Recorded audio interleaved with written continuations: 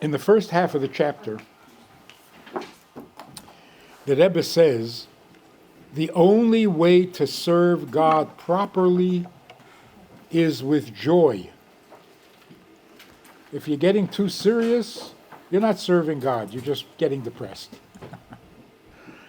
So this idea that to be religious means you have to be very serious, you have to be very responsible. It doesn't mean you have to be serious. On the contrary, the only way to really serve God properly is joy. Now the question is, how do you have joy if there are problems in your life? Even serious problems. You still have to be joyful? How do you do that? So that's what we spoke about before Shabbos, that nothing bad happens in this world because God runs the world. So when something feels bad, like you have a health problem, God forbid, or you have a problem having children, making a living, you got to know that all of that is for the good, because nothing bad happens, except, of course, your free choice. So, if you're upset, if you're depressed, if you're unhappy because of things spilling, if you're upset because of physical problems, which means things that God is doing to you, the solution to be happy is realize that it's all for the good. God never does anything to make you feel bad. What would be the point? So why does it feel bad? Because to a child, a parent's kindness seems like cruelty. The parent doesn't let the child have a third ice cream. That's cruel. I hate you, you're not my mommy anymore, because you won't give me the third ice cream. Now, why won't a parent give a third ice cream? Because it's not good for the kid. So it's really a kindness, but it's an adult kindness. And to a child, adult kindness seems like cruelty. And that's a parent and a child that are merely a few years apart, not that great a difference. Most adults are babies anyway. So there's no great difference between adults and children, and yet the difference is enough to be misunderstood completely. Adult kindness seems like cruelty. So imagine the difference between us and God, that when God is being kind to us on His level, oh, it's going to feel terrible to us. But if you stop and think, God is being kind, kinder than you can imagine. So why are you complaining? That's how you can be happy, even if you have reason physically to be unhappy. That's the first half of the chapter. So what it means is, you have no reason to be unhappy with God, because God is always being kind. That leaves a very painful question. What if I'm unhappy because of what I did, not because of what God is doing? Which I think is much more common. How many people are upset because they can't make a living? How many people are upset because they feel guilty because they sinned?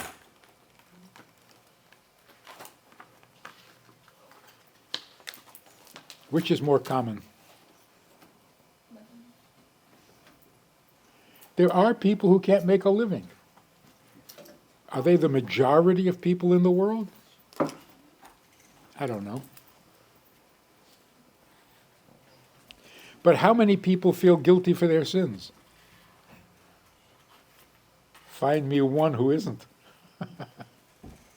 Everybody suffers from guilt, and it's overlooked. It's not given enough attention. Everybody has regrets. If you're a human being, you have regrets. And those regrets drain the fun out of life. So it's hard to be happy when you know you're guilty of sinning. So now the question is, if the only way to serve God is by being joyful, how can you be joyful if you already messed up your relationship with God? Not because of something He did, because of something you did. And you can't say, well, my misbehavior is all for the good. No, it's not.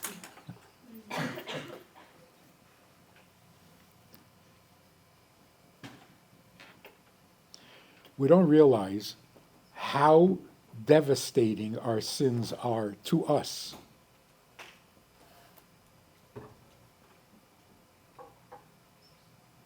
I'll give an example. 6-year-old kid does something he knows he's not supposed to do.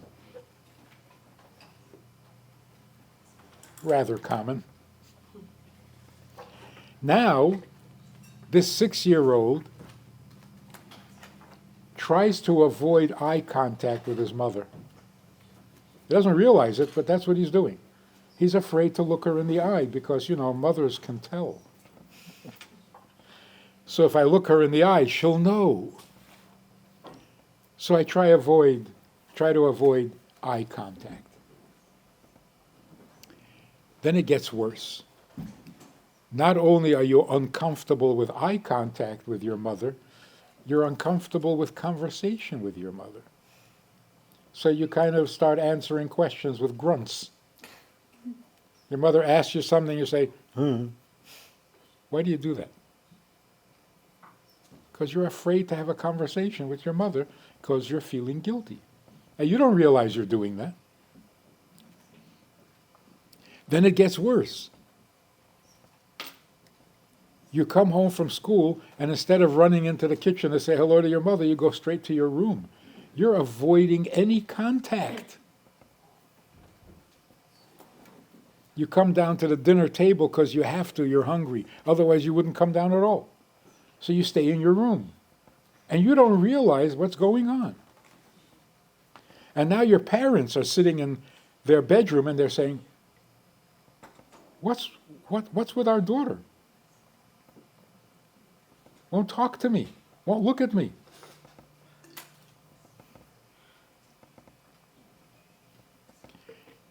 Now, the 6-year-old is starting to think, my mother never talks to me. I think she hates me. I'm probably adopted.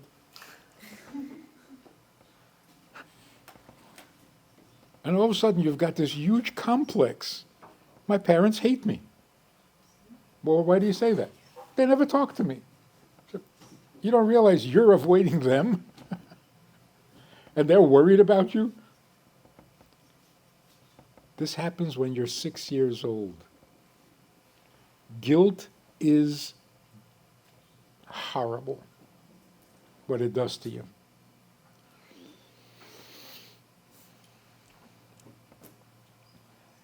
Where does guilt come from? It comes from being told what you're not allowed to do without being told what to do if it happens. No one tells you what to do if it happens. Just, no, you don't do that. That's terrible. Yeah, well, what if I did it? Nobody says anything about that.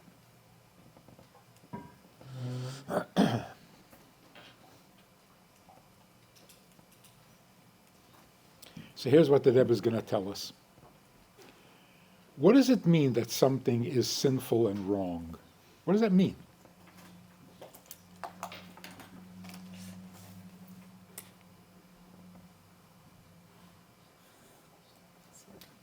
Against God, sinful. So to a 6-year-old, it means I'm bad. I'm bad.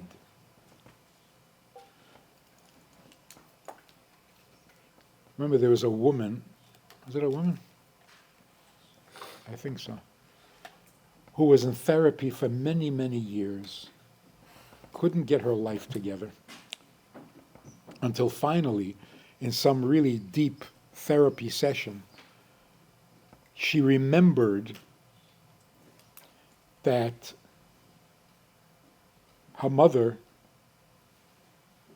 refused her something or made her do something, and she now remembers that as a 6-year-old, when her mother got her upset, she thought, I'm going to take a knife and I'm going to kill her. The thought went away immediately because that's horrible. But the fact that she thought that left her depressed for the rest of her life. Because she couldn't get over how bad she is to have such a thought. So she suffered until she was 40 with this guilt. I'm a disgusting human being. Because I actually thought of stabbing my mother over an ice cream or something, right? What could it have been? We don't realize how damaging and how destructive unexplained guilt. Now, if you were her therapist, and she says to you, I have been feeling guilty for 35 years because I actually thought of stabbing my mother. I'm a terrible person. What would you say? You're the therapist. You could say, well, I don't blame you. If I were you, I would stab her too. You were a little bit. No, you wouldn't say that. What would you say? Well, you didn't do it. You didn't mean it. It was just a thought. Just a thought. Who has such a thought? Good people?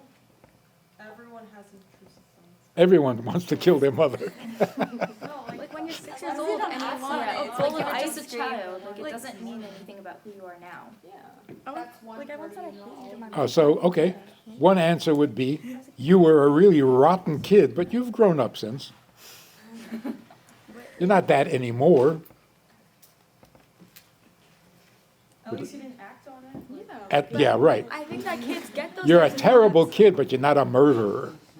But like you have like glimpses of those emotions, like when you're a kid and your mother doesn't buy you a certain candy you want, you're like, I hate you. You don't actually hate your mother. You just wanted something and you didn't get it. So you had a thought that really just came from that emotion. It's not really just towards your mom, like, oh, I want to kill my mom. She didn't give me ice cream. It's more like, I just want the ice cream. And my mom's not giving me the ice cream, so now I'm mad. But in principle, doesn't it mean you're a really rotten person? No. You're so selfish that if you can't have an ice cream, you hate your mother? You're 6. You don't understand. Like, I don't think so. Just a child. So you're a, Maybe. so you're a bad 6-year-old. Well, you just said there's no bad. It's not. No, by the way, Children are bad. if you're a bad 6-year-old, that's worse than being a bad 60-year-old. Because if you're starting off, you're already bad at 6, what hope do you have? Well, you have the hope of growing up. Fingers crossed. I mean, Yes. Maturity. No, so what should a therapist say? That doesn't define you. But it's really good that you went through that and that you found the source of your guilt. Let's see how we can. Unpack that. No, that's unpacked. Let's see how we can calm it down. And okay, so you had this thought of killing your mother. What's the next step? Is the mother still alive? Can she talk to the mother? Can she apologize to the mother? Or you can justify it and say, okay, but you were 6. That's okay. That's maybe normal is the wrong word, but that's something that happens to children because you're a child and you're still developing your sense of right and wrong, morals, and you're this. There are so many other ways to say it. It's not just the end all be all. Oh, I thought about killing my mother and suddenly I'm a horrible person. Whoa, okay. Bottom line. Am I a bad person? No? no. No? 6-year-old who thinks of killing their mother once, Not a bad it goes person. away. No. Yeah, I think if you No, went just away, find a it's bad not person. I mean, if I would find out that one of my kids, even for a moment, thought I'm going to take a knife, that kid would scare me. I'd have nightmares. Yeah, but nightmares, but like, it doesn't mean it's a bad kid. Just 'cause you're scared. Nah, he's a cute kid. He's so cute. My 3-year-old brother, before I came to camp, like the Shabbos right before, like the day before, I was taking a nap on the couch, and one of my brothers, he's like 11, was like also on the couch and like being kind of rowdy, and my 3-year-old brother, goes really aggressively, "I'm gonna kill you." He's not a bad kid. He's just being threatening and territorial. Oh, threatening and territorial. That's not bad. That's No. cute. I mean, it was kind of cute. he's like tiny. He's tiny and he's like. I don't know. If that's not bad, what is? If wanting to stab your mother is not bad, come on. Well, yeah, but like, But it's not I an mean, actual you have to want. be a serial killer to be bad. you have to It's a do bad it to be thought, bad. You have but to it do doesn't that. make It's- You No, have to that's follow extreme through with though. it. Like, And it's that's not an the actual situation. want. Like the Yeah. child doesn't actually want to kill their mother. My brother didn't actually want to kill my brother. He was just like Isn't it like saying bringing over something. hearts? Fantasizing. Well, but that's also a really extreme situation. I mean, let's say you dial it down a notch, right? Like, let's say there's a little girl, and then her mom has another baby, and she doesn't have any more attention. What if she tries to, I don't know, like mail her little brother, like to Madagascar or something? Like, it's not a bad kid. Like, there's something behind it. Yeah, something really bad. Well, no, because you've been explaining something bad is something that shouldn't have happened. So you're saying this person is bad, this person shouldn't have existed? No, Okay, Shouldn't there you have- go. shouldn't have had that According thought. to your definition of bad, that's what you're saying this child No, is. no. But your thoughts really define you, and No, the thing but that you it's think like- for one split second just and you the shut down Yitzhak immediately, talking. does that really define who you are as a person, whether you're good or you're bad? One time she thinks about doing something violent and telling you she's a bad person, as a 6-year-old, Okay, you tell me, what defines you? your actions, your thoughts and actions, and who you are as a person. Who you are as a person. Yeah. but You're a one person who single thinks thought of one time stabbing is your not mother. gonna define you. Well, we Nah, just one time. we were talking about how your emotions, they're not like, they're not like consistent and stuff. You have to have mind over heart. You have to have control over them. So they have control over them. So is that like You have to have control over your feelings because they're bad. they can be? They can be.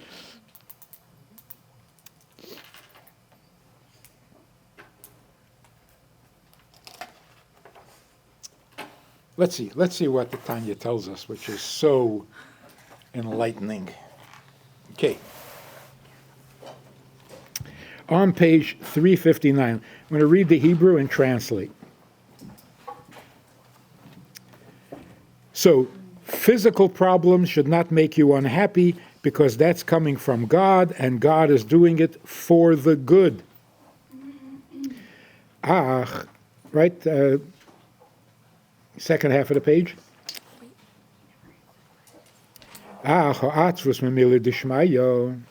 However, sadness that's coming from heavenly concerns, not from physical problems, but from guilt.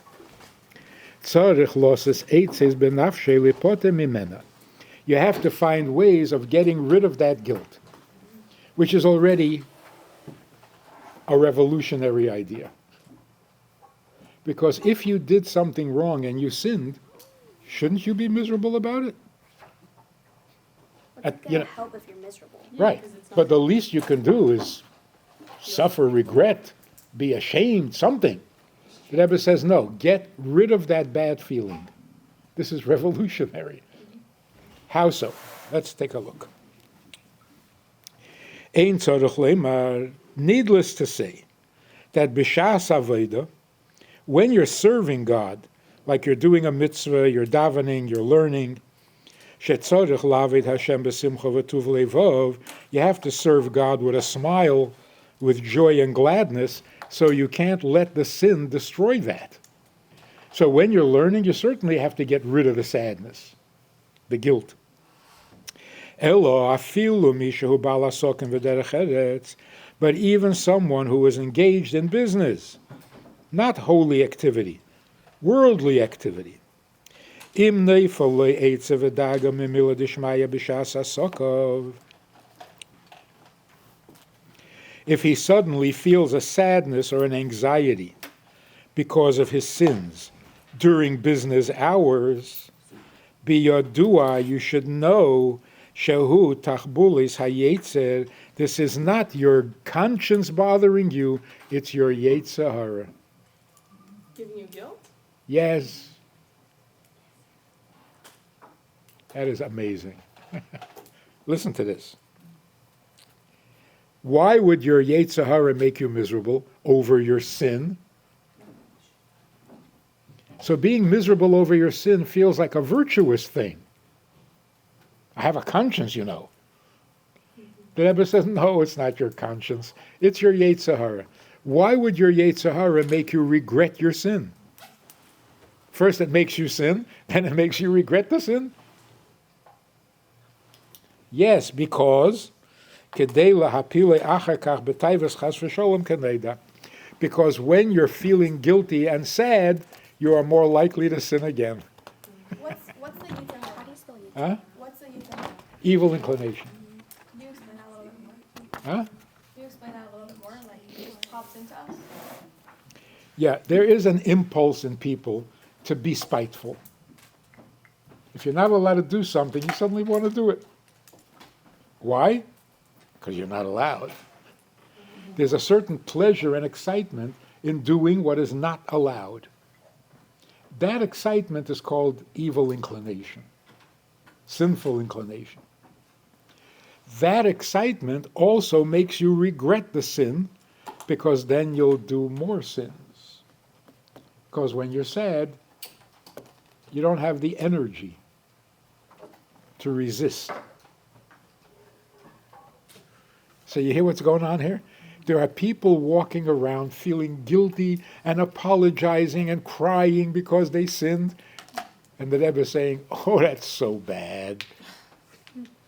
But, You're falling into the dark hole. so then how do we atone? Let's learn. Top of the page. This is amazing, amazing psychology here. Page 360. The Rebbe is being very logical here. She'im leikein. If this is not coming from the same impulse that made you sin, then me'ayin bo le'atzvus amitis, where would a true regret come from? Machmas ahavas Hashem yirosei, that would show your love for God or your fear of God, be'emtza asokov, in middle of your business affairs. That is an amazing insight. What does it mean you're feeling guilty about a sin? You're feeling bad that you discovered that you are bad. Now that bothers you, and you think you're repenting and doing tshuva. You're not. Regret for sin doesn't mean, I'm bad. No. Regret for sin means, I made God upset. And I regret it. Because I don't want him to be upset. I didn't mean to upset him. That's repentance. But if you're not upset over the effect on God, you're just upset that you're bad, that's not going to make you a better person at all. It'll just make you worse. So what is a sin? A sin is not proof that you're bad. A sin means you offended God. Why does that bother you all of a sudden in the middle of your business? So it works something like this. The reason I sinned is because I wasn't thinking of God. I was just thinking about myself. And I felt like doing it, so I did it. Now I'm thinking, wait a minute, what did I just do to God? Now I regret. Let me give you a really good example. There was this guy, oh gosh. Anyway, a Jewish guy, he stole $50 billion. What was his name? Madoff? Yeah. He was Jewish? Madoff? Who else can steal $50 billion? I mean, come on. You have to. Now, I told one of my kids, did you hear? Madoff stole $50 billion? He said, in a big truck? How do you steal $50 billion? And where do you keep it? In your pocket? Oh, it was all stocks and paper money, right? But he stole $50 billion. From what? He got arrested. Now imagine he's sitting in jail and he says, I really regret doing that. I would never do that again. Liar. You're such a liar. You mean if you got out of jail and you were in a position to steal $50 billion, you wouldn't? Would you lose your mind? Of course you would. But you'll be careful not to get caught. So why would you suddenly not do that again? Because it upsets God. Huh? Because it upsets God. So if Bernie Madoff said, I regret stealing $50 billion, no, you don't. You regret getting caught. But if he says, you know, I got a letter from a woman who invested in my scheme. The last penny she had, she was a survivor of the concentration camp. She worked hard all her life, collected a few dollars, and invested it with me, and I stole it from her. And now she sends me a letter saying, please, I gave you my last dollar. If Bernie Madoff would say, I would never do that to her again, I believe him. He did it to her because he never thought of her. He was only thinking money. But now he knows her.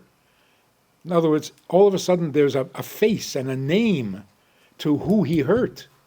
He wouldn't do that to her again. I don't trust that because my dad entered in a business deal with a close friend of his, both Jewish. Since they were kids, they were best friends or whatever, and they were, business partners, and they were doing really well. And then the guy knew my dad like personally, like they knew everything about each other. And then he stole a lot of money from my dad, so I don't really see that as truthful. So he did know my dad, and he still stole his money. Yeah, you're proving the point.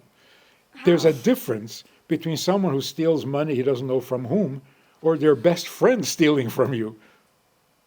It makes it so much worse. Right. Right? So I would believe Bernie if he said, no, if I knew that was her, I would not have taken her money. Okay, I believe that. Because something changed. Before, he wasn't thinking about her. He didn't know her. Now there's new information, changes everything. But if he's just sitting in jail saying, no, I would not do that again, why? Why not? For the same reason you did it the first time, you'll do it the second time. So guilt. The same thing is true with God. Guilt comes from If you yourself. sin, it's because you're not thinking about him. But once you stop and you think about him, then you really regret doing it to him. Not you regret what you did. No one regrets stealing $50 billion if you can get away with it. But once you think, but wait a minute, God is upset about that.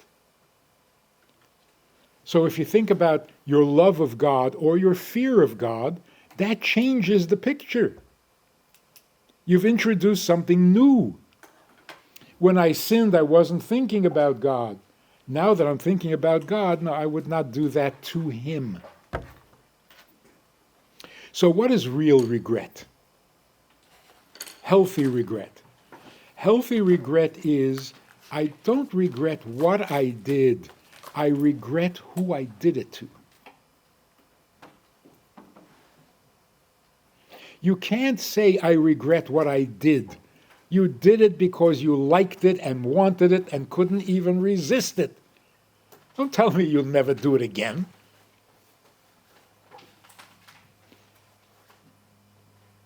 But if you realize who you hurt and you regret it, okay, that's believable. Could it be yourself? Can you regret that you did? Okay. Yes, good idea. You can even regret because, what did I just do to myself? I know what I did, but I didn't realize I was doing it against me. I hate it. So always, real tshuva, real regret means I regret who I did it to, not I regret what I did.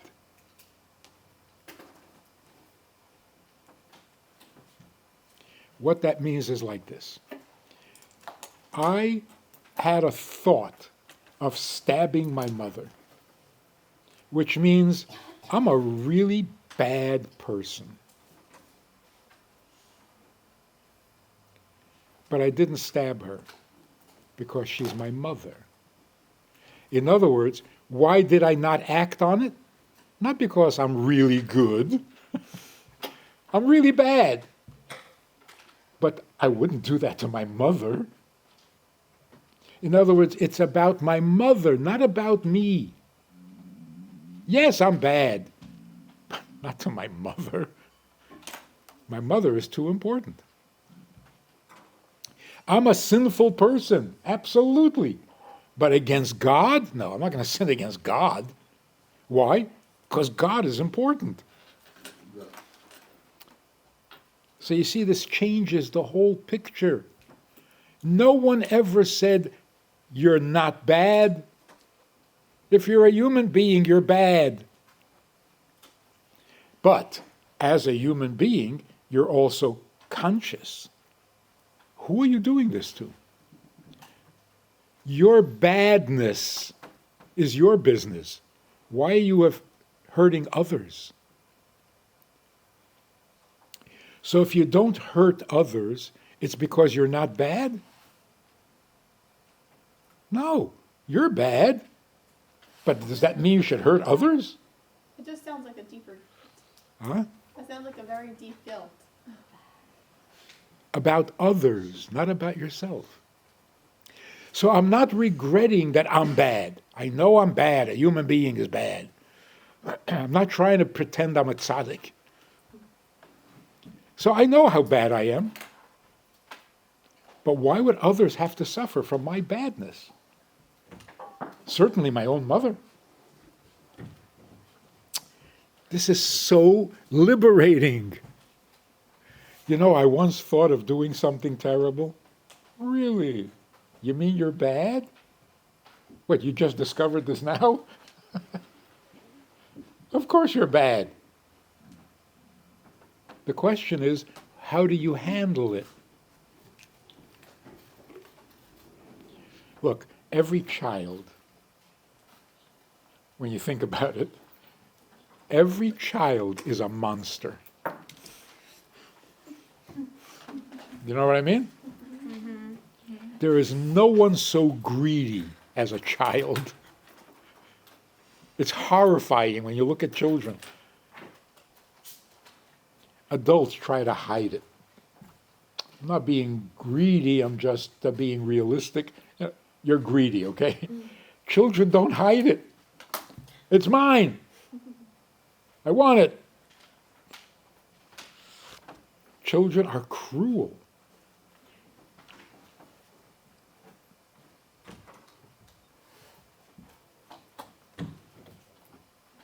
Children are petty. Children are selfish. Children are little monsters. What saves them is that they're cute. If they weren't cute, no one would tolerate them. And you look at a child misbehaving, and you think, is this ever going to become a human being? How do you raise this little monster and make a human being out of him?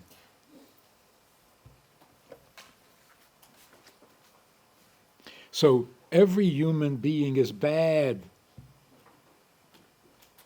Is he all bad? No, he's not all bad. There's some good things also. But that there is badness in people? What is that, shocking?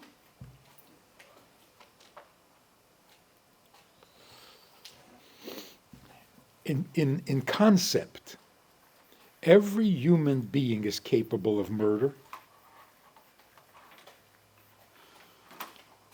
If a person says, "Oh, I could never," don't be silly. We are all capable of violating all 10 commandments.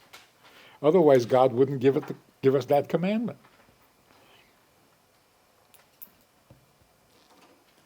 So a person who says, adultery? Oh, I could never. Don't say that. Murder? I would, never. Worship an idol?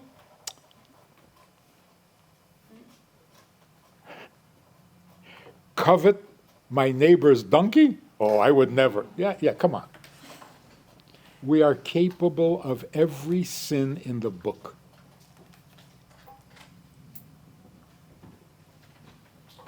Homosexuality? I would never. Don't do that. God told you not to be homosexual because you could. But does that not make us like a sin waiting to happen? Yeah. Great. Why are you cracking up?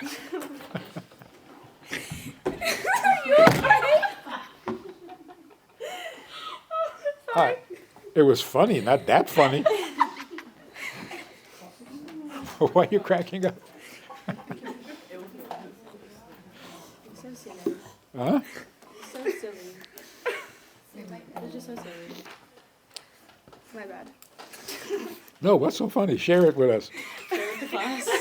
Try me. Share with the class. Oh, you're just really funny, that's all. Oh, I'm funny? Yes. Okay, blame it on me. But really, think about this. A little boy feels an attraction to a little boy. I'm gay. No, you're not. You're capable of sinning. You're not gay.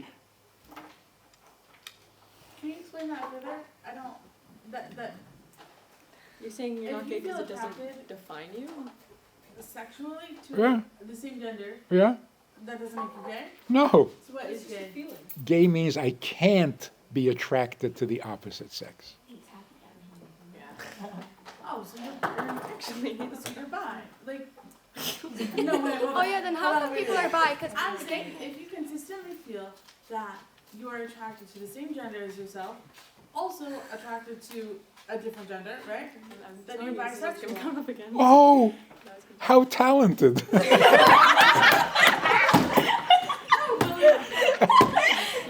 That's like multitasking. What is that called? Listen, Playing the field. listen. Listen to this. Every human being is bisexual. Is that a 2 years ago? Can we repeat that on video? Yes. Where's the camera? Every human being is bisexual, trisexual, quadrosexual. I'm scared. You didn't go that far. No more. No more? Enough? Okay, bisexual, okay, but what is the more? Look. Any human being can enjoy any kind of sex. Yes. It's a human being. So why does God not want us to? God comes along and says, of all the sexual pleasures you can have, I prefer you go heterosexual. So we say, fine, particular. And I don't have to have all of it. Is he just doing that for the sake of like men that they?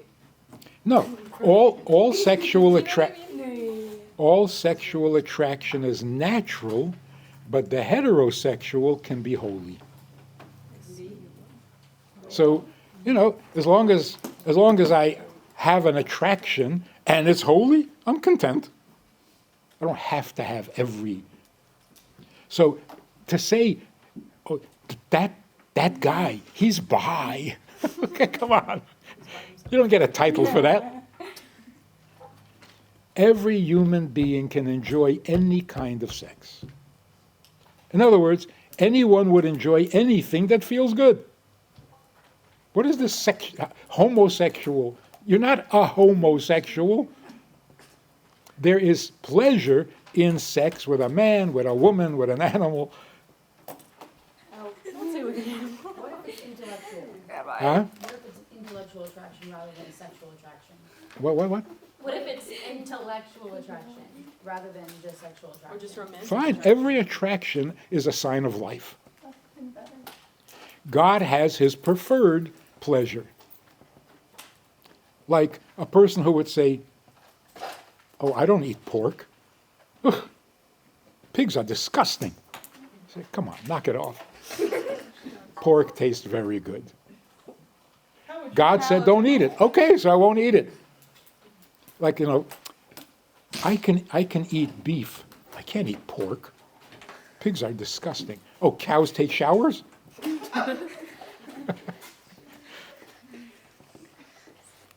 God says you can enjoy pork, you can enjoy beef. If it's all the same to you, I prefer you eat the beef, not the pork. I say, fine. So can we say I'm not that particular. No, I have to eat pork. No, beef is fine. Can't we say that for any rule? It's just like, okay, you can murder, you can't murder, but God prefers you don't murder. So it's just all preferences? Yes, every sin is something we could do, but God doesn't want us to. And if you are gay, what are you supposed to do? What does gay mean? Unable to attract, like not attracted to the other gender. Right. Yeah. Fix it. A lack of attraction is not healthy. What do you mean fix it? What is that? Find a therapy that awakens your desire for the. In other words, what's unnatural about homosexuality? You can't reproduce. No. The attraction. What's unhealthy about it? You're saying that there's a lack of attraction, Yes. and you're saying that's the unhealthy. People say, oh, you're attracted to a man? That's disgusting. Come on. You don't have an attraction for women? What happened to you? That's an illness. Because most people do have an attraction to women, unless I'm wrong.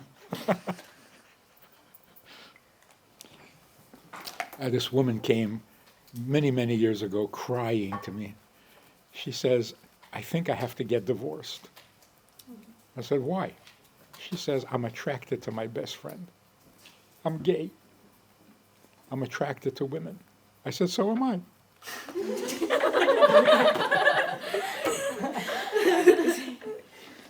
She says, no, I mean sexually. I said, yeah, me too. Am I wrong? You're attracted? That means you're alive. The question is, should you do it?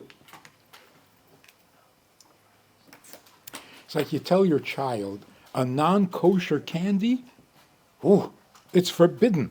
It's horrible. It's disgusting. Don't do that. Don't lie to your kid.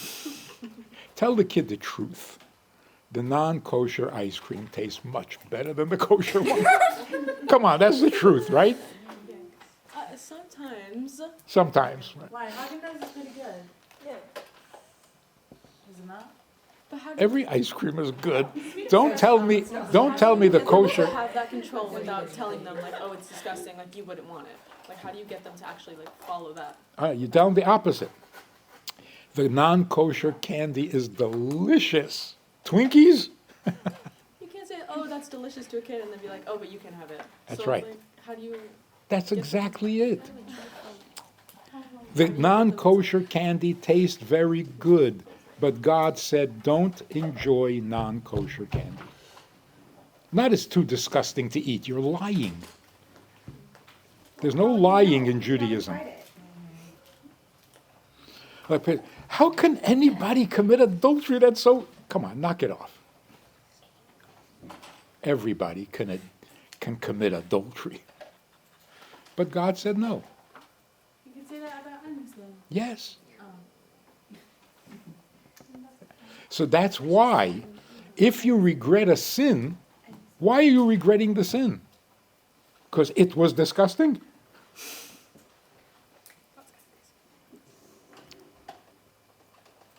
If you regret a sin, it's because who you sinned against.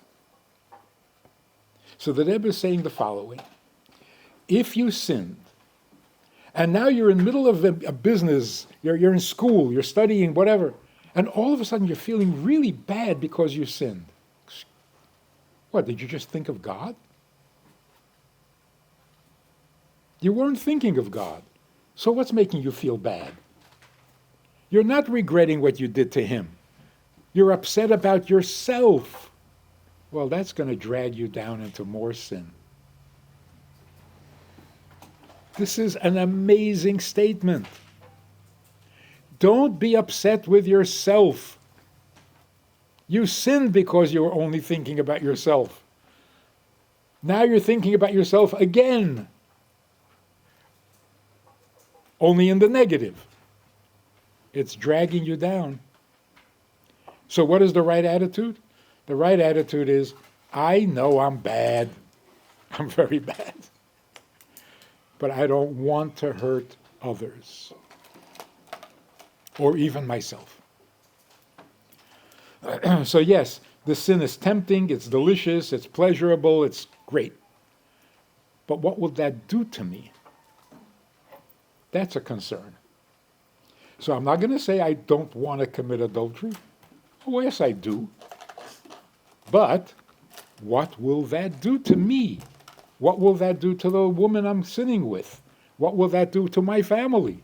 Who am I doing this to? That's decent. That's godly. But being upset and disappointed in yourself, that's being egotistical.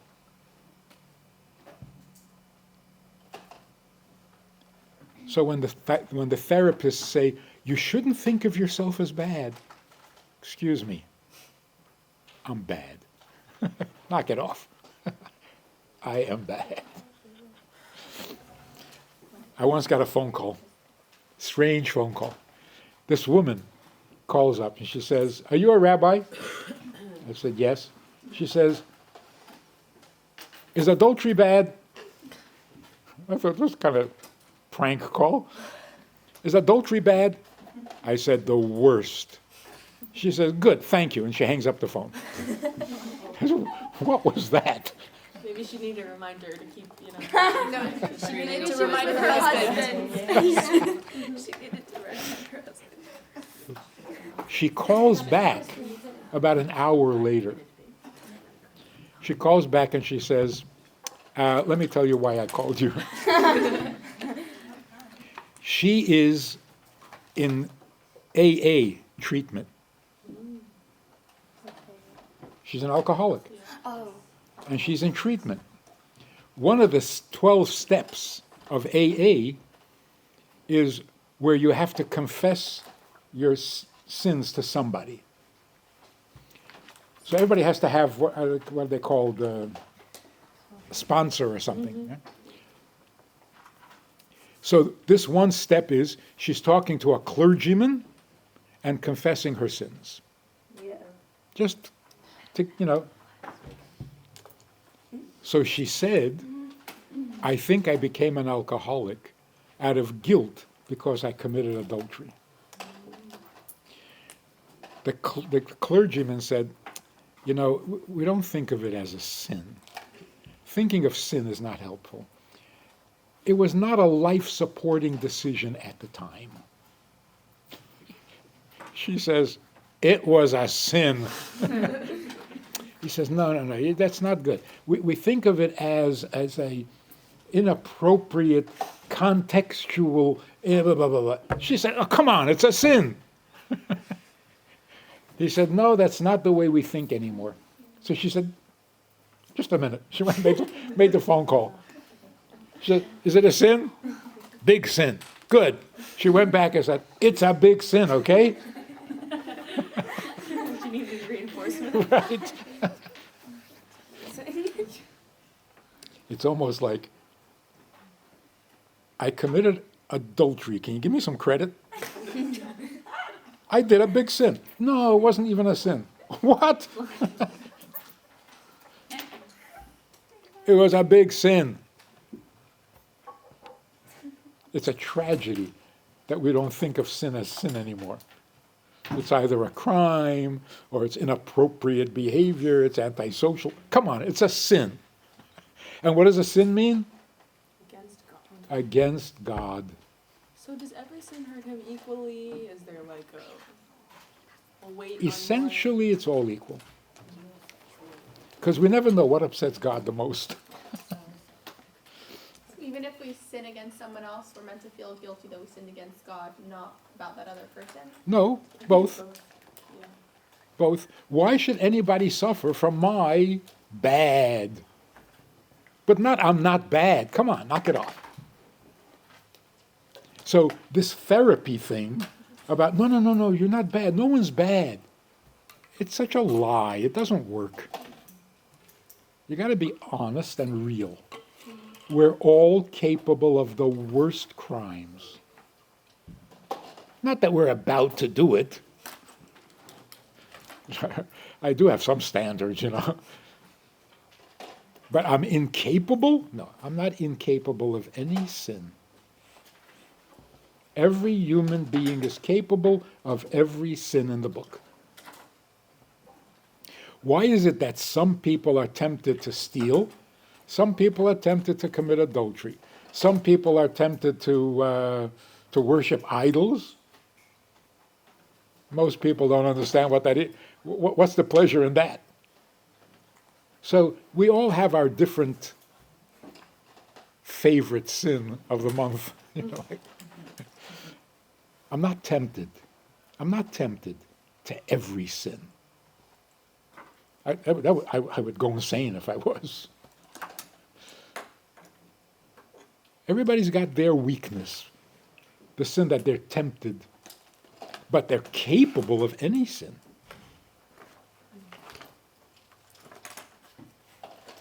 So what would regret mean? Regret means I hurt someone that I never intended to hurt.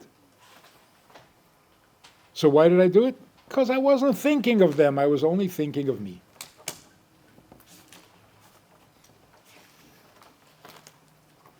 See, that's not only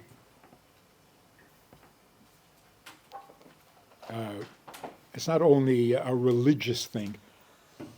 That's reality. That's believable.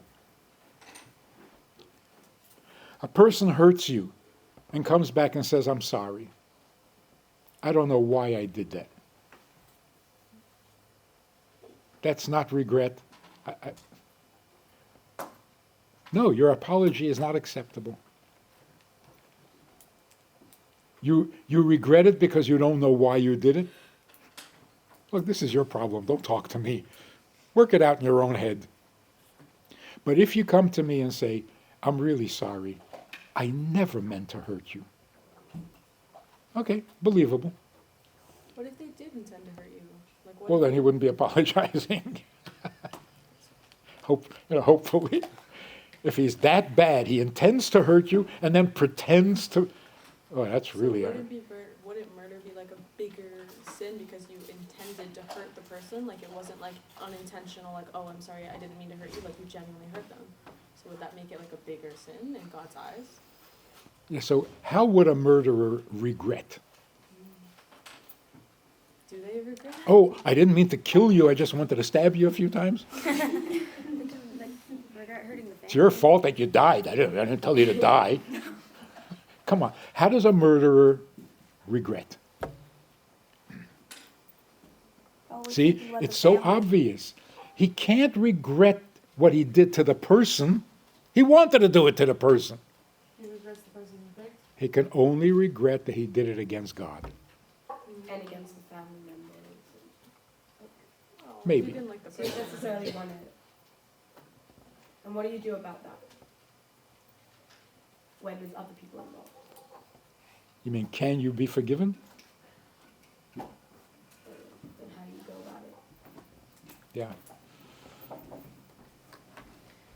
I think it's important though to know that you sinned against Hashem, because I think like Hashem can give forgiveness. I believe Hashem can give forgiveness, but like another person, that's like, they may not forgive you, which is even worse.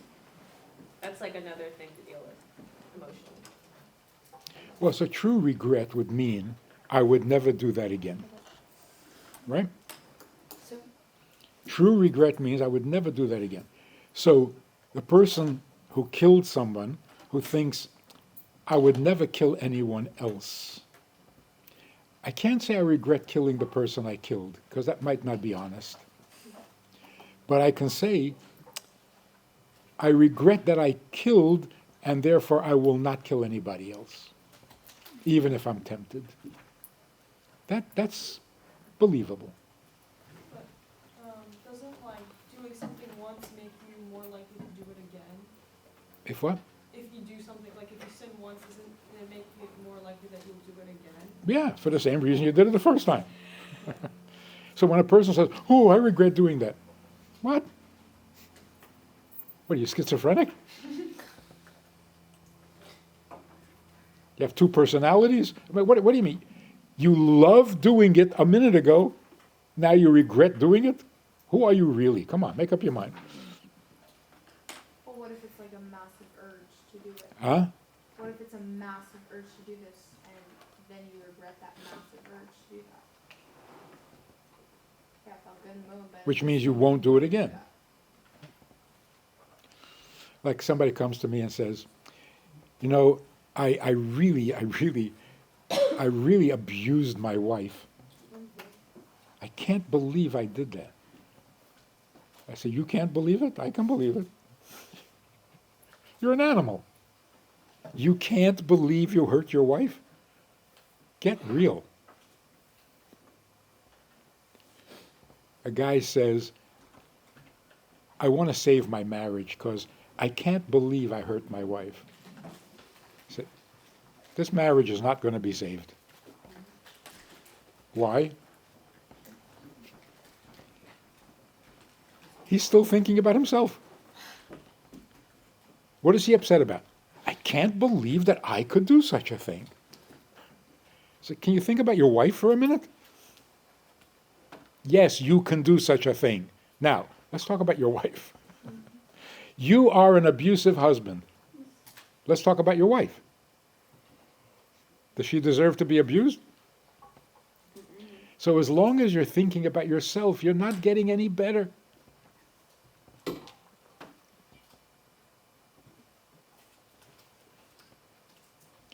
If a guy comes and says, I'm really upset that I hurt my wife, she deserves a better husband.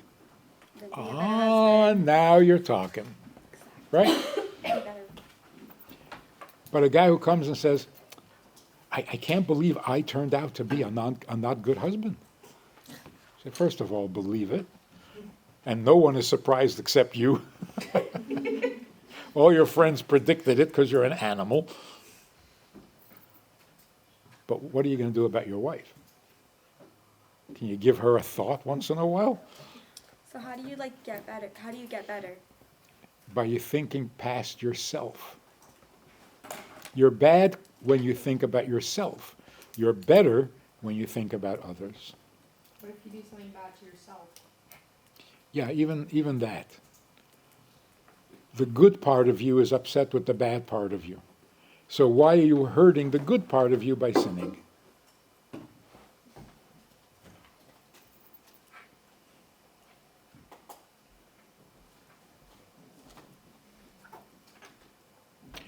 All the emphasis on self that modern psychology is promoting, it is so unhealthy. It makes you much, much worse. Oh, you got to validate yourself. You got to approve of yourself. You got to have respect for yourself. You got to love yourself. You got to do what you want, what's good for you.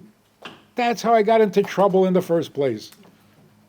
Don't encourage that. Encourage being bigger than yourself. Yes, you're bad, but why should anybody suffer from that?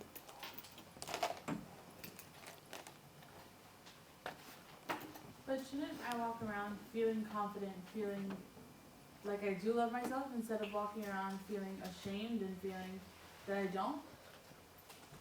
But both are still faults of the self. So, Of course they are, but why should I focus in on those?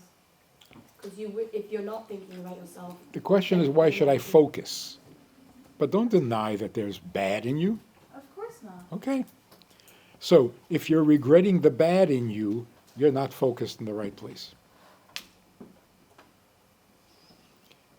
But don't tell me you're shocked that you could do such a thing.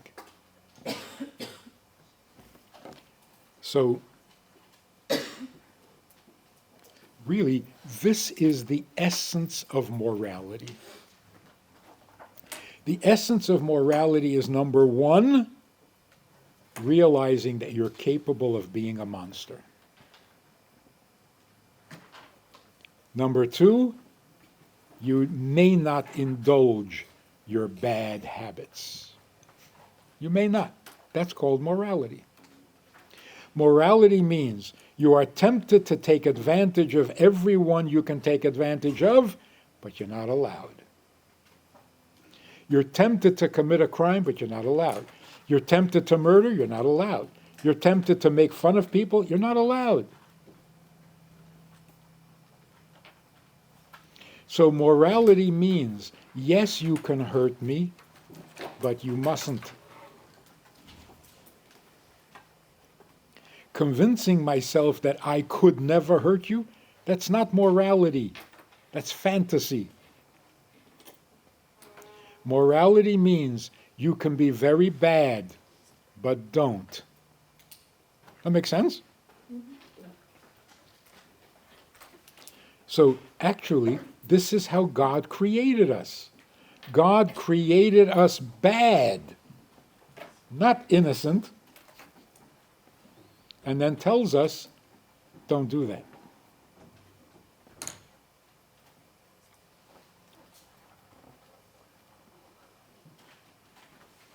What about if we're on the opposite side? We're not the one who did something bad, but we're the one who's like expected to forgive. How do we go about that?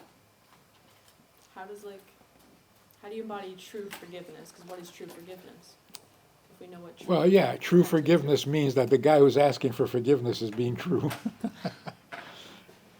If somebody asks for forgiveness, it's very hard to believe. Can you forgive someone who never asked for forgiveness? Yes. But is that true forgiveness?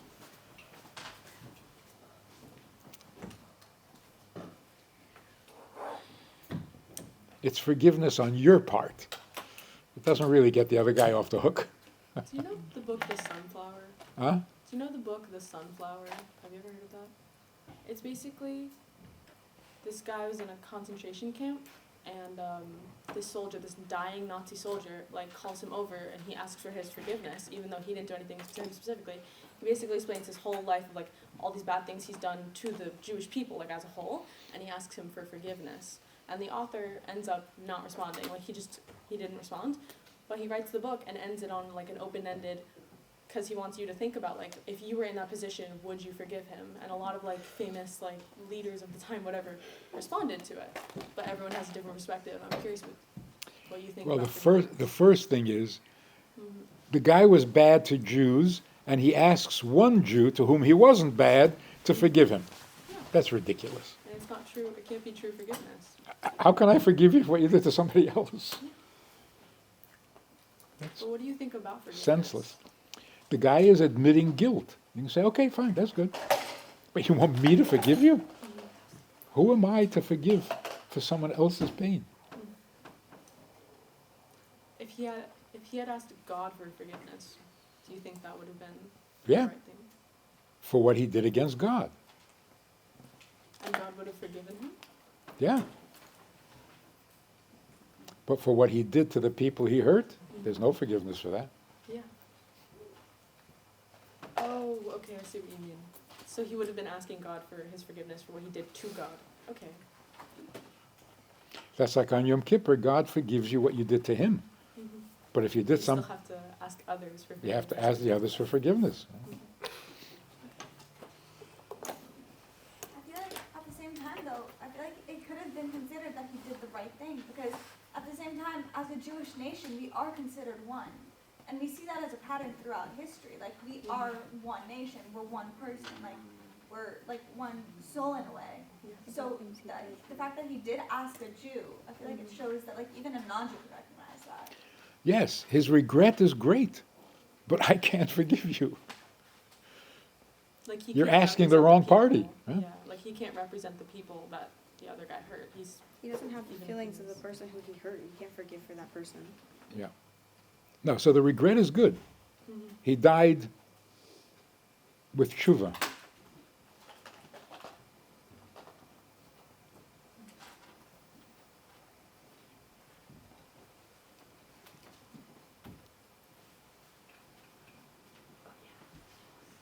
It was Simon Musical. This is so much more real about us than modern psychology. Modern psychology has no idea who we are. It's so bad. No, you're good, you're good. Don't tell me I'm good. I know who I am, and I'm pretty bad. Am I also good? Yeah, I'm also good. But don't deny what's real. So where does the whole thing of like digging deeper come in? Like, That's exactly right. I have to dig deeper because I'm bad on the surface. In other words, God created bad people who will turn their bad into goodness by disciplining it, by, what is it called, sublimating it. God created us bad. Because if we weren't bad, we would just be angels, and he has enough angels. He wants human beings who are bad to defeat the bad Well, what's the by overwhelming it with goodness. Huh? What's the point of that then? Like, create something bad to fix the bad? I think we fix the bad by being. I mean, we're here to fix the world, right? Too good. Aren't we here to fix the world? Right. Well, part of the world is the bad that we carry. But if we didn't have bad, we wouldn't be able to fix it. What about the idea that a person can't sin unless the spirit of folly enters them? That like waves of that? Well, if I'm not the kind of person to hurt a woman who went through the concentration camp and gave me her last dollar, then why did I hurt her? Because I was out of my mind. Right? But you could argue he was thinking too logically. He wasn't being moral. I wasn't thinking about her. so we all have a tendency to act bad, and the only way that we will actually go and do that is if that spirit of folly enters us and pushes us over the top. Is that how they come together? Because essentially we do not want to hurt God. So how is it that we sin against him? Because he made us bad. No, because we were temporarily out of our minds. You forgot about God. Are you out of your mind? Yeah. In other words, you did what you wanted to do as if there's no God. That's crazy. If you were aware of God's presence, you would not have done it. So you did it because you stopped thinking. Well, that's crazy.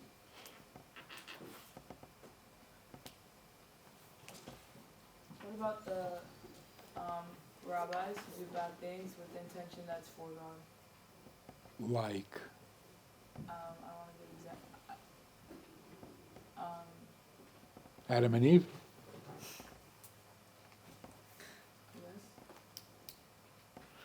They were the only ones who could do it because they didn't have an evil inclination. So every impulse and every instinct in them was purely holy, and they could trust their instincts. But when you have an evil inclination, you can't trust your instinct.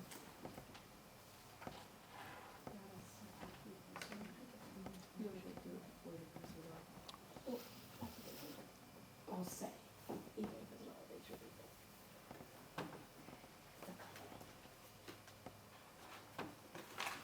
be. So there was this Orthodox Jew who back in the 40s wanted to become a psychiatrist.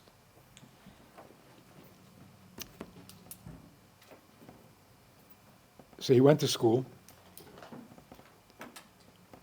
and he's told that in order to become a psychiatrist and help people with their repressed impulses, you have to rid yourself of your repressed impulses.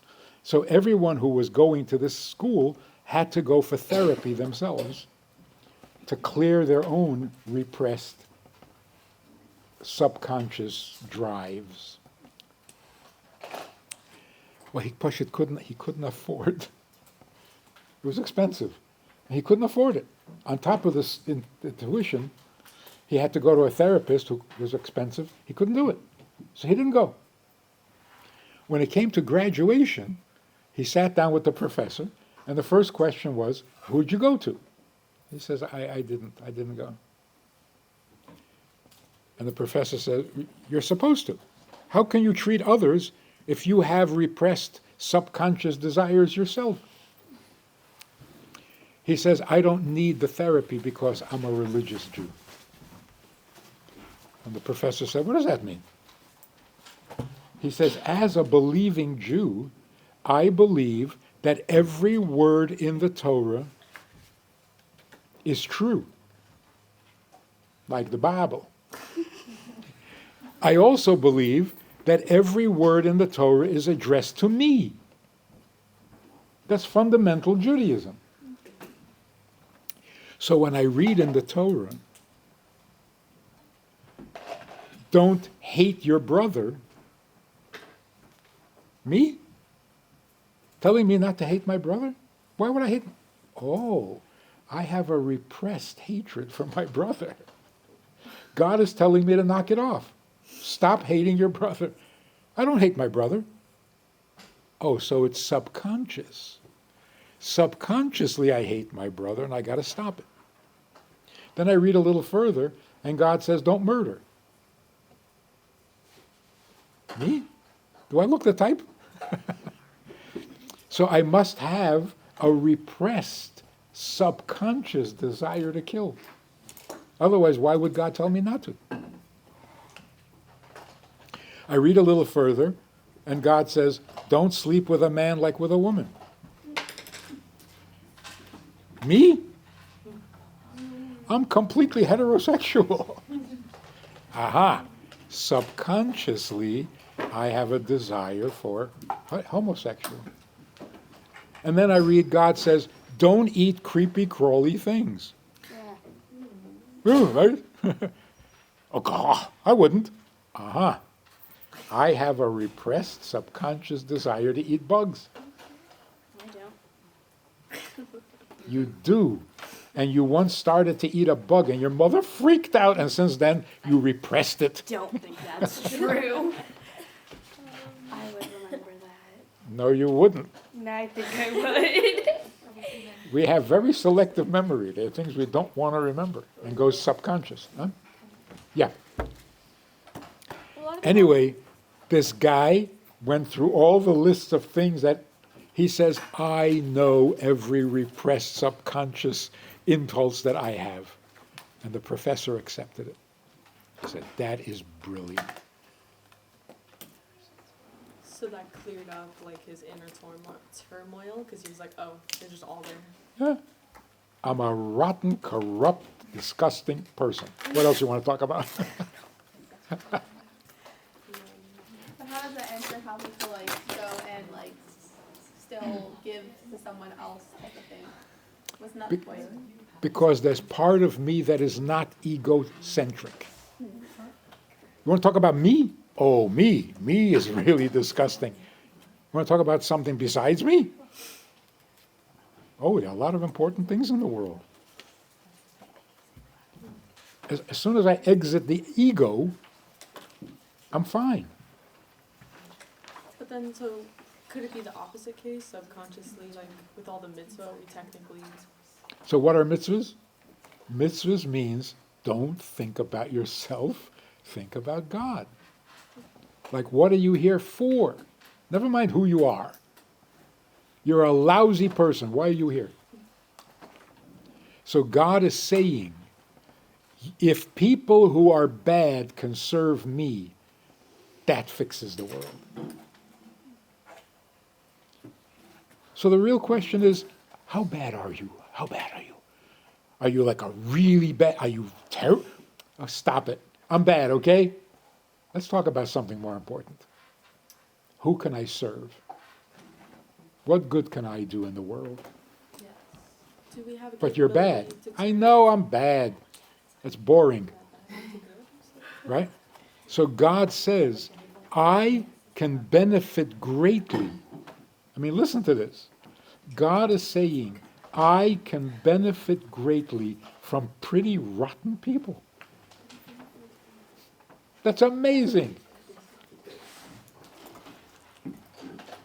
The Rebbe never said your Yitzhahara. Whenever he was talking to someone, especially to children, when he explained the 12 passages, he never said your Yitzhahara, because he said that there was a separation. He called it the Yitzhahara, the evil inclination. So there was always a separation. You are not bad, but sometimes there's this Yitzhahara who can hijack you. So how do we reconcile that? Why can it hijack you? Because it tempts the bad part in you. You also have a Yetzer Tov. What is a Yetzer Tov? The impulse that tempts you to be good. So is that the relationship between the Yetzer Hara and the Yetzer Tov with the two souls? Well, yeah, Yetzer and soul are two different things. Yeah, that's what I'm saying. That's Yeah. So there's bad in you, and there's something tempting you to do that. There's good in you, and there's something tempting you to do that. And so that's how someone can overcome. So if someone's overcome the evil inclination, they still have the So bad in them, just there's nothing awakening it. It's still there. So basic goodness means neglect your evil. Neglect it. It'll die from neglect. Are we ever capable of fully doing that though? Yeah. Don't So we fight could it. become a tzaddik if we wanted. Is that what we're saying? Like an evil So inclination? And what's then the You service? won't really become a tzaddik because you have to be born a tzaddik. But abandoning? But, yeah, Which is the complete- but the temptation for those sins that you're tempted will go away. So then the service of like the tzaddik to completely like they're able to then, they have that dormant thing and then transform it into good. They transform their humanity into godliness, not their bad. They don't have Oh. bad. What does it mean you have to be born a tzaddik? What does it mean you have to be born a tzaddik? Well, the only way to be a tzaddik is to be born that way. It's different neshama. A tzaddik is a person who has no bad in them at all. No temptation, no desire, no interest, nothing. They're purely godly. You got to be born that way. So what it's Most of us are not born that way because most of us are here to fix the bad. And if you don't have any bad, then you can't fix it. So what are they here for? Just to guide us on that? Yeah. The tzaddikim are here to inspire us to do our job,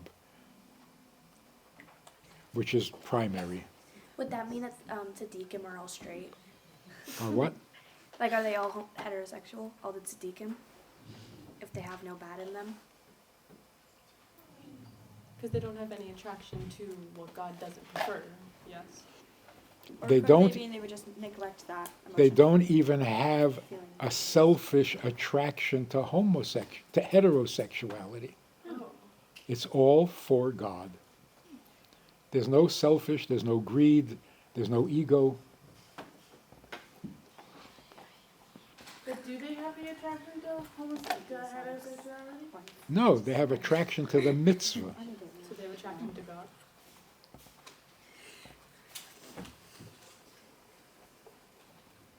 They eat because God wants them to, not because they're hungry. So don't call just anybody a tzaddik. We're careless with the word. He's such a nice guy, he's a tzaddik.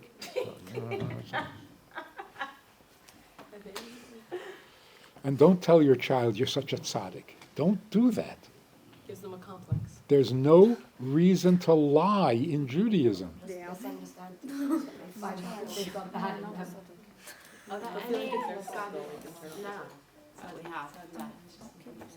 I certainly hope so. Would we know? I mean, we wouldn't really know. They could tell us they don't have like that desire, but it's like we wouldn't know.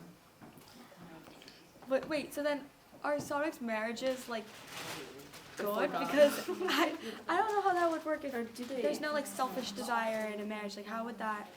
Do they even get married? No, they do get married. Yeah, because the altar Rebbe was technically a Saudic, and he and his wife are like. Never mind. Actually, Is it's that very each other? Is that like are they only compatible that way? Their marriages are much more intense than ours.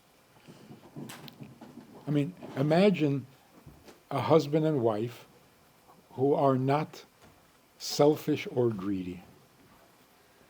Do they get along better or worse? Way better. Yeah, but do they really have a connection if it's all just like for God? I mean, is that really for them? Like it's not. It's just purely. Like I'm attracted to God that's in you, but I'm not attracted to you. So it's like. Oh, isn't that how it's supposed to look at people? I guess, but shouldn't you accept every aspect of a person? Isn't that what love is? You accept that fact that they have flaws too. They're not perfect. So if someone is perfect, that's like. Well, think of this.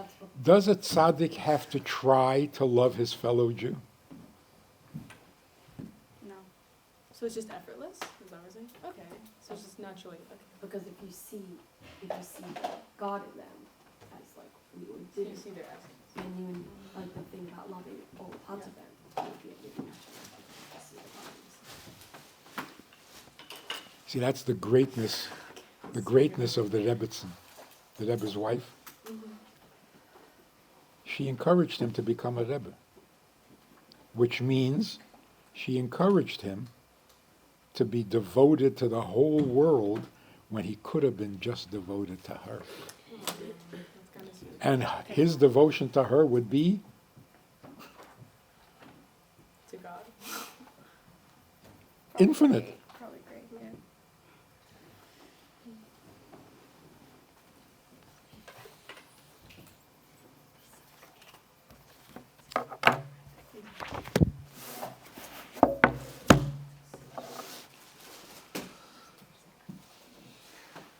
There's a lot to think about because it changes everything.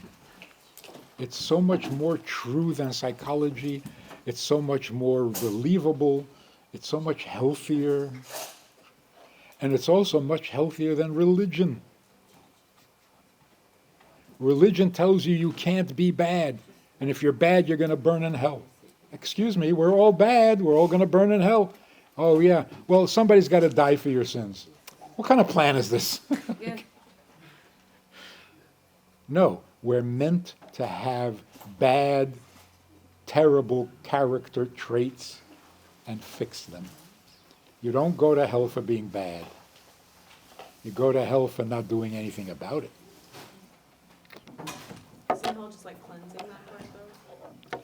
Cleansing, uplifting, refining, yeah. How long can you be in that place to get like the cleansing 11 months, 7 months longest? What was it? How long you want to be there? A day. But I'm saying, like, I know there's a time limit, but I forgot. Maximum 12 months. Okay, thank you. Do months feel the same when you're in hell? Hmm? Do months feel the same when you're in hell? Yeah, because once you're on Earth, you function like earthlings.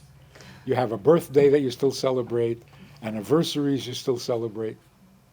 But in hell, is hell on earth? No. Huh? Is hell on earth? Yeah, what is hell? There is hell on Earth. There's also hell after Earth. And the after earth hell? Yeah, it's still, yeah.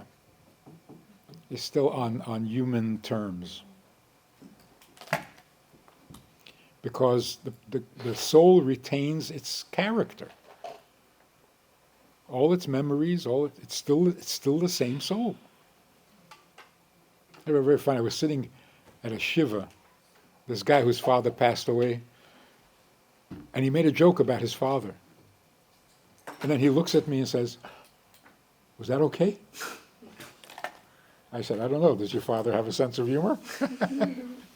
Because if he doesn't, you're in trouble. If he has a sense of humor, he's laughing. He's the same guy. You don't become an angel when you go to heaven. You remain a soul. And a soul has memories, and a soul has character. What if the soul comes back though, in a different body? Does it retain both? Both what? The one person it was, the other person it was. No, it's the same person. Oh. There would be no point in coming back as somebody else. You come back to complete who you are. You just don't remember it. Right. Okay. When the soul dies, does it, once the partner also dies, does the soul get reunited? What happens? Like, once someone dies, and their soul goes up, then their partner dies Their later husband, on. like, do you Say get again? reunited with your husband once you're dead? I can't hear. Like, once you die and then your husband dies, do you get reunited with Yeah. your husband? Yeah, because you're soulmates. You were united before you married. So what about a widow that remarries? It's not a What if they're not actually a soulmate Yeah, and you just remember like that. married? I always wondered Say about again. that. I can't hear. What if they're not actually a soulmate and you just married like, The wrong person? yeah. There's no such thing. Then you Yeah, weren't. as soon as you What marry if there's a someone, they widow that become your remarries? Then you weren't married. Wait, how would, like, If it's not your soulmate, you're not married. But then you still get reunited? No. No, once you die. If you're not soulmates, no. No, I know, once you die, you get reunited with your real soulmate? With Your real soulmate that you never met. right, you're never separated from your soulmate. Well, now you are. Do you Huh? have more than one soulmate? wait, okay, so, What?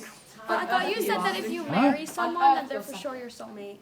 No, your souls remain soulmates. Right now, whoever's not married isn't with their But soulmate. if you're not connecting to them, like if you're not married, then aren't you separate?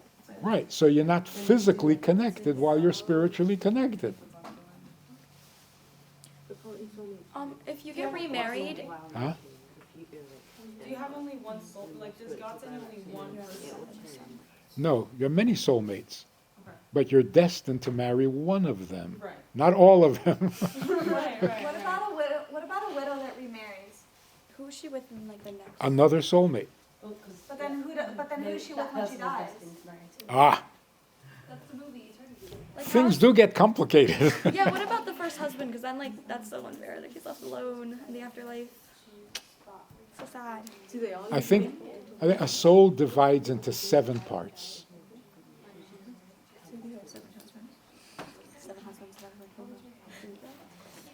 So if you're destined to marry twice or 3 times, it means you're going to marry one soulmate, then you're going to marry another soulmate, and you're going to marry a third soulmate. But then Up to 7. When you pass away. If we're the same people as we were previously, do we marry the same person we were married to previously as well? When you're resurrected? Yeah. No. I mean, like, in like they'll go in like. And reincarnated? No. Wait, what about like the Jewish king who had like 700 something wives? How does that happen? Well, they weren't really wives, they were concubines. Yeah, but He had one wife who was the queen. Okay. The others are commentary. Yeah, they use the word marriage. So the miracle of Esther becoming the queen, no matter how much he liked her, she could have become just part of the harem. Why did she become the queen of the harem? So while she was queen, the king had hundreds of wives, of concubines. Anyway. So yes, we're bad, but we can do great things. To be depressed over the fact you're bad is simply being unrealistic. Oh, I don't want to be bad. Too bad. So would you say despair is a sin also? Yeah. Look, even the thought that someone has to save me is depressing. I mean, I'm so bad that I can't even save myself? Why would God create such a situation? As bad as I am, I can fix myself by doing mitzvahs. That's what the mitzvahs are there for.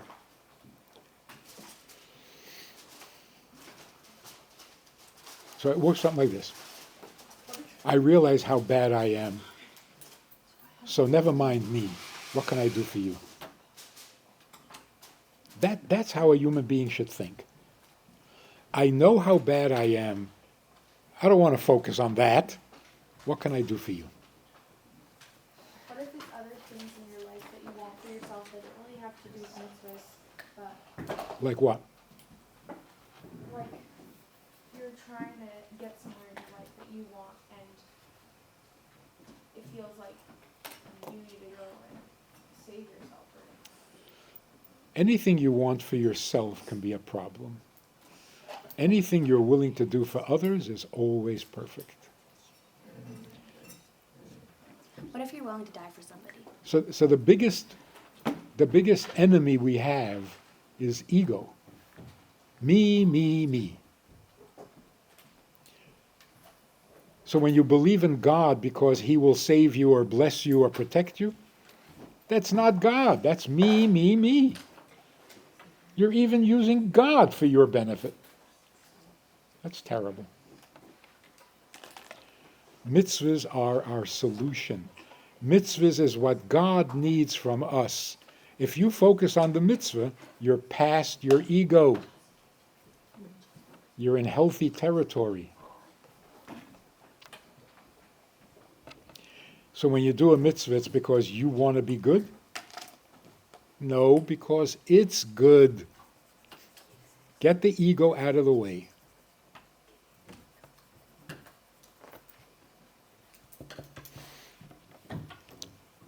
But you still have to eat lunch, so